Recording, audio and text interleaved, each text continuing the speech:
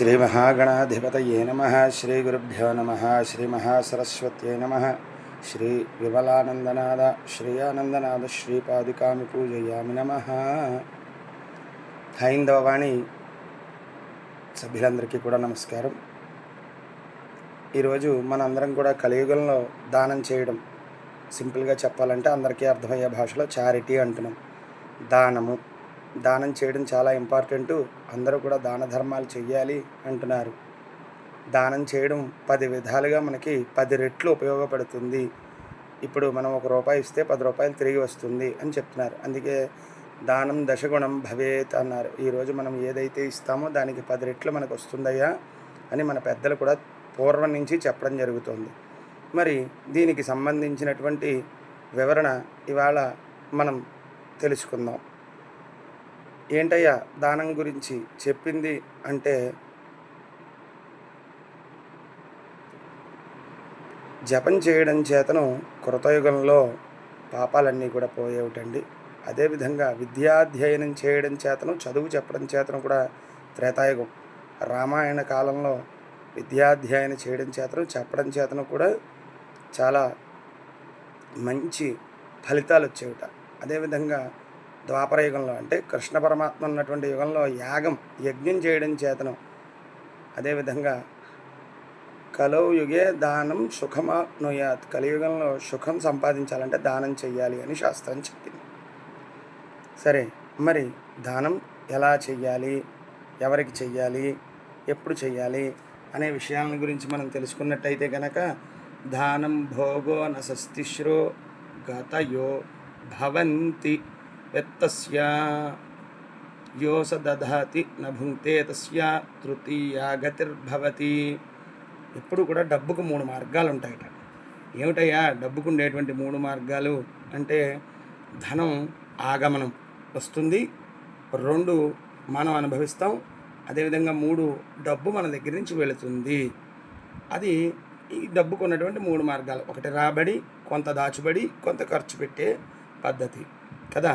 అదేవిధంగా ఎలా అయ్యా అంటే, దానం భోగో నసస్తిశ్రో గతయో భవంతి విత్తస్య. డబ్బుకి ఈ 3 లక్షణాలు ఎప్పుడు ఉంటాయి. యో న దదాతి భుంక్తే తస్య తృతీయార్ గతిర్భవతి. ఎవరైతే డబ్బును తాను అనుభవించక, డబ్బును తాను ఖర్చు పెట్టుకోక, దానము చెయ్యక, లోభత్వముతో దాచిపెట్టుకుంటాడో వారికి ఐశ్వర్యం ఎప్పుడు కూడా వృద్ధి చెందదు. అదేవిధంగా కలియుగంలో దానం ఎలా ఉంటుందయ్యా అంటే,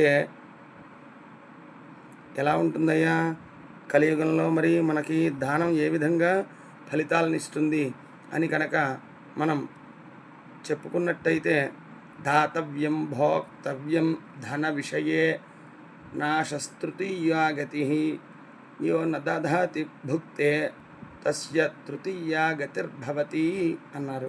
అదేవిధంగా అదత్తాదనాచ్చ భవేద్ దరిద్రః దరిద్రాభావాచ్చ కరోతి పాపం పాపాత్ నరకం యాతి పునర్దరిద్రః ఇత్యేషా మార్గ న దరిద్రతయాః అని చెప్పి శాస్త్రం మనకి తెలియజేయడం జరిగింది. ఏ విధంగానయ్యా మనకి కష్టములు సంభవిస్తాయి. ఇక్కడ దరిద్రము అన్నట్టయితే కనుక మనకి కష్టములు సంభవిస్తాయి అని చెప్తున్నారు.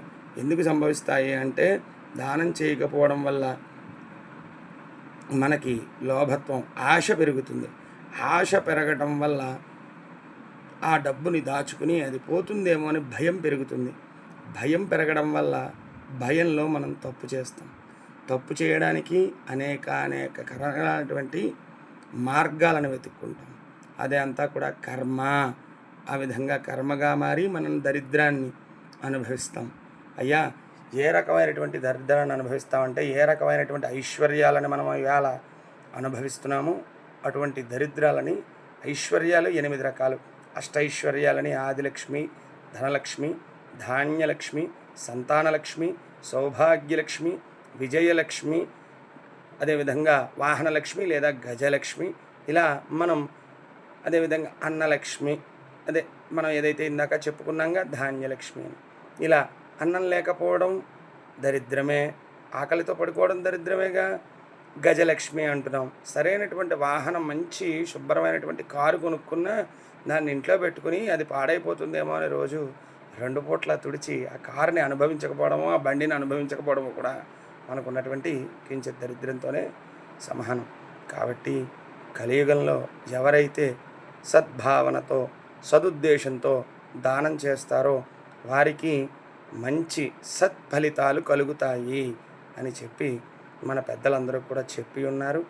అదేవిధంగా ఈ దానానికి సంబంధించినటువంటి మరి ఎవరికి దానం చేయాలి, ఎలా దానం చేయాలి, ఎప్పుడు దానం చేయాలి, ఈ రోజుల్లో మనం చేసేటువంటి దానాలన్నీ కూడా మనము ఒకటి మనం చేసేటువంటిది కామ్యకర్మ, నిష్కామ్యకర్మ అంటాం. మనిషి చేసే ప్రతి కార్యం, అందుకే ప్రతి పనిలోనూ కూడా కార్యకారణ సంబంధము అని మనం చెప్పుకుంటాం. ఏంటండి, ఓ పని చేస్తున్నాం అంటే దాని వెనకాల ఏదో కారణం ఉంటుంది కదా. కారణం లేకుండా మనం ఏం చెయ్యం. ఆకలి వేస్తోంది అంతే, వెంటనే మనం ఏదో ఒకటి తింటాం. ఒక పండో, ఫలమో, భోజనమో, పలహారమో ఏదో చేస్తాం. అదేవిధంగా మనం వెంటనే నిద్ర వస్తోంది, మంచి చోటు చూసుకుని ఓ శుభ్రమైనటువంటి ఓ పక్క దుప్పటి వేసుకుని కాస్త ఫ్యాన్ వేసుకు పడుకుంటాం. ఓపుకున్నవాడైతే మంచి మంచం, ఏసీ కూడా సమకూర్చుకుంటాం. అలా ఈ కార్యకారణ సంబంధం ప్రతి చోట కూడా ఉంటుందన్నమాట. మరి ఈ దానానికి సంబంధించినటువంటి మరింత వివరణ ఇంకా కొన్ని ముందు వీడియోల్లో తెలుసుకుంటాను. వీడియో లెంత్ ఎక్కువ అవుతుంది కాబట్టి ఓం స్వస్తి. ఇంకా ఈ విషయాన్ని గురించి ఎవరైనా బాగా విశేషంగా తెలుసుకోవాలి అనుకున్నట్టయితే కనుక ఖచ్చితంగా ఒక 10 మంది అయినా దానానికి సంబంధించి ఇంకా వివరణ చెప్పండి అంటే మనకి భగవద్గీతలో కృష్ణ పరమాత్మ దానం గురించి చెప్పాడు. రామాయణంలో రామచంద్రమూర్తి తన యొక్క నామాన్ని చెప్పుకున్నటువంటి ఆంజనేయ స్వామి రామనామం తీసుకుని దాన్ని జపం చేయడం చేతనే ఆ యొక్క ఆంజనేయ స్వామి గొప్పవాడయ్యాడు. అలా దానము, అదేవిధంగా రామచంద్రమూర్తి తన యొక్క దగ్గర ఉన్నటువంటి విద్యని కొంత లక్ష్మణమూర్తికి దానం చేసి ఆయనకి గురువుగా నిలబడ్డాడు. దీనంతటికీ కూడా విద్యాదానంగా చెప్పుకున్నాం. ఇటువంటి విషయాలు అన్నీ కూడా మీరు ఇంకా తెలుసుకోవాలనుకున్నట్టయితే ఖచ్చితంగా దానం అని ఈ వీడియో మీద మీరు కామెంట్ చేసినట్టయితే ఇంకా క్లుప్తంగా చెప్పే ప్రయత్నం చేస్తాను. అందరికీ కూడా నమస్కారం. సర్వే జన సుఖినో భవంతు, సర్వే సన్మంగళాని సంతు. జై శ్రీరామ్.